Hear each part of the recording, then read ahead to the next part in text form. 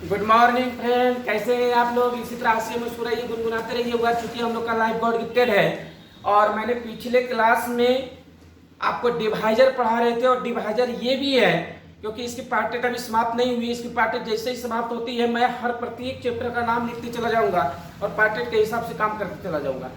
और मैं कहूँगा कि आगे बढ़ने से पहले यदि आप मेरे चैनल को सब्सक्राइब नहीं किए हैं तो नीचे लाल लेटर में सब्सक्राइब होगा और आप बड़े क्लास स्टैंडर्ड क्लास है, आप सब्सक्राइब समझ रहे हैं, आप उसे दबा दीजिए प्लीज़। मेरा नोटिफिकेशन वीडियो सबसे पहले आप तक पहुंचने के लिए और आप देखने के लिए आप ऐसा जरूर करें और दूसरों में शेयर करें ताकि यूट्यूबर सदस्य बनने के बाद हम आपके प्रति मेहनत कर सकते हैं। आइए वो हम लोग आगे देखें।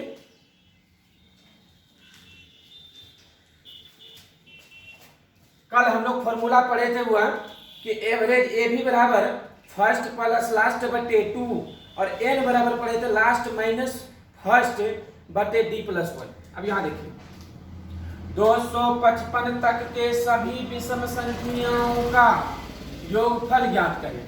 255 तक के सभी विषम संख्याओं का योगफल हम पूछते हैं दोनों ए बराबर शुरू में निकालिए। पहले ए बराबर यानी पहली संख्या, ये क्या है हमारा पहली संख्या, तो पहली विषम 255 तक बोला गया है शुरू से, तो यहाँ क्या है वो एक। एक हमारा क्या है पहली संख्या। अब लास्ट संख्या आप बताइए हमको जो कि आपका विषम है, तो विषम तो 255 ही है। ठीक है हुआ, शुरुआत हुआ एक से जो विषम संख्या है और अंतिम 255 दिया था वो भी विषम संख्या है, विषम संख्या है, इसलिए हम डायरेक्ट लास्ट संख्या लिख दिए।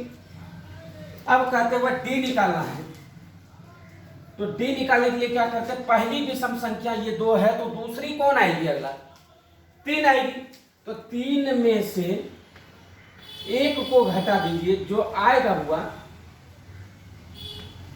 वही होगी आपका। अब करेंगे हम लोग फॉर्मूला पर बैठा दीजिए।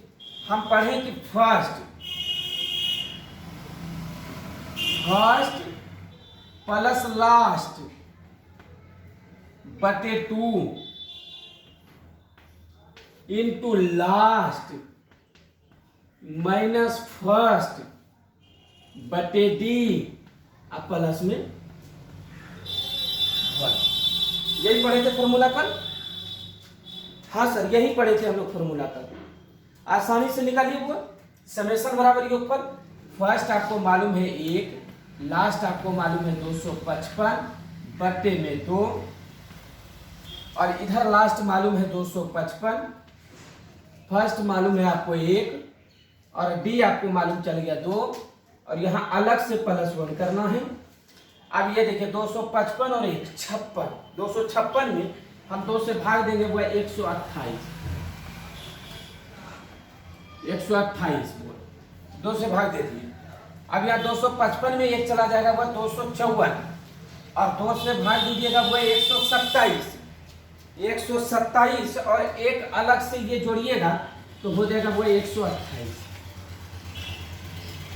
बराबर में कितना आएगा 16384। मेरा किया हुआ था वो आप अपना कर लीजिए। 255 तक के सभी विषम संख्याओं का योगफल ज्ञात करें। तो 255 पहली विषम संख्या, पहले विषम संख्या 1 और लास्ट में कितना आएगा 255। और कहते हैं डी निकालने के लिए क्या करते हैं, पहली जो होता है विषम संख्या दूसरी जो होता है उसमें घटा दीजिए, यानी कि 3 दूसरी था, 1 घटा दिए 2 आया। आप बैठा दिए फॉर्मूला पर, आंसर आ गया। जो प्रश्न कह रहा था वो आंसर आ गया मेरा। किसी तरह का परेशानी हो, डाउट हो, आप कॉल घुराइए। या इस चैप्टर के अंदर से कोई परेशानी आपको आती है तो प्लीज़ आप व्हाट्सएप नंबर हमारा सेव करें, उसको क्लिक करके फोटो खींच के आपको भेज दें। चाहे किसी एग्जाम में पूछा हुआ रहे, है ना, बैंक, रेलवे, एसएससी अन्य किसी कॉम्पिटिटिव एग्जाम में डिवाइजर से कोई प्रश्न पूछा गया है जो आपको समझ में नहीं आई, आप क्लिक करके भेज दिए हुआ है और हम आंसर बना के आप तक भेज देंगे। और कोशिश करेंगे, बहुत सारे प्रश्न धरती पर ऐसे भी होते जो थोड़ा परेशानी आती है तो लेट लगेगा, लेकिन हम बना के जरूर भेजेंगे। लिख लिए। अगर इसी जगह पर हमको दूसरा क्वेश्चन हम लोग ले लेते हैं कि सर विषम नहीं रहता, सभी विषम ना रह करके यहां सम रहता, विषम ना रह करके सर वहां सम रहता। तो पहला सम संख्या हुआ 2, पहला सम संख्या कौन सी 2, और अंतिम सम संख्या हुआ 4, 254 हुआ।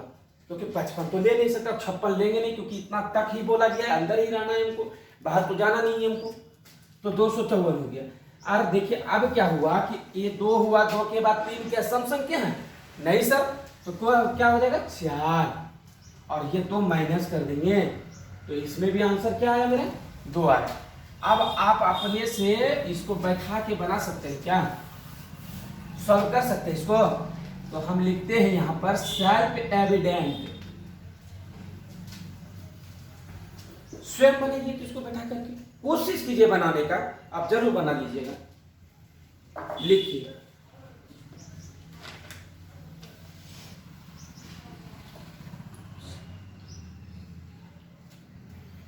आगे मिटा रहे हैं।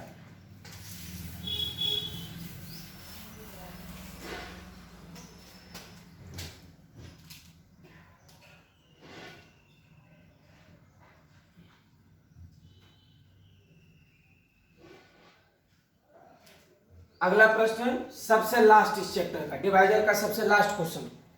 कहते 3 अंकों वाली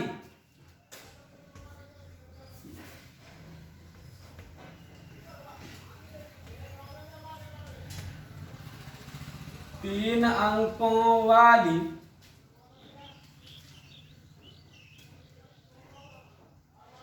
यानी 100 से लेकर 3 अंकों वाली यानी 100 से लेकर 999 तक 6 से विभाजित होने वाली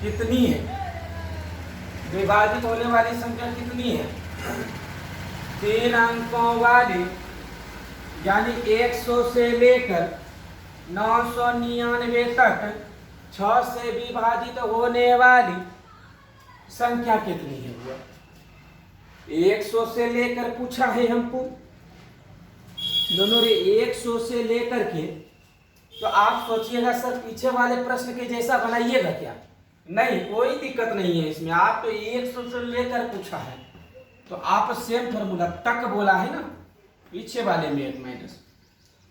अब घबरा गए होंगे कि पहले जैसा बनेगा, इम्पॉसिबल, पहले जैसा नहीं बन पाएगी, है ना। तो सर हम पहले जैसा बना सकते हैं हाँ या ना में जवाब दीजिए हमको।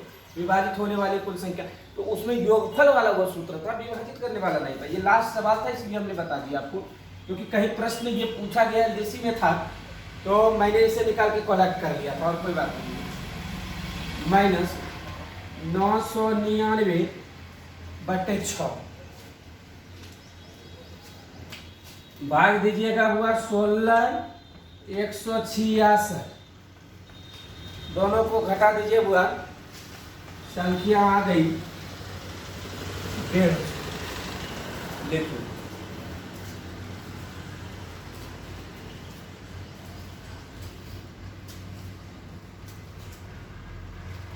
क्या ऐसा प्रश्न आवेगा तो आप सवाल छोड़िएगा दोनों। 3 अंकों वाली, कभी कभी प्रश्न ऐसा भी आता है दोनों की 3 अंकों वाली दिया गया है तो 3 अंक बोलेगा नहीं, यहाँ तो बोल दिए हम 100 से लेकर के 999 तक, लेकिन नहीं बोला रहेगा तो आप नहीं समझ पाइएगा दोनों।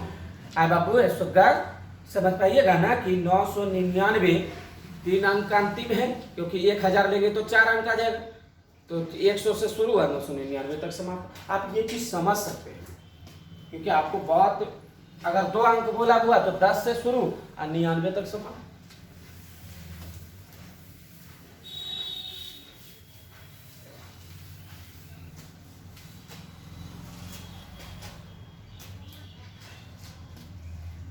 अब अगले दिन जो आपका प्रश्न चलने वाला है वो नंबर ऑफ जीरो।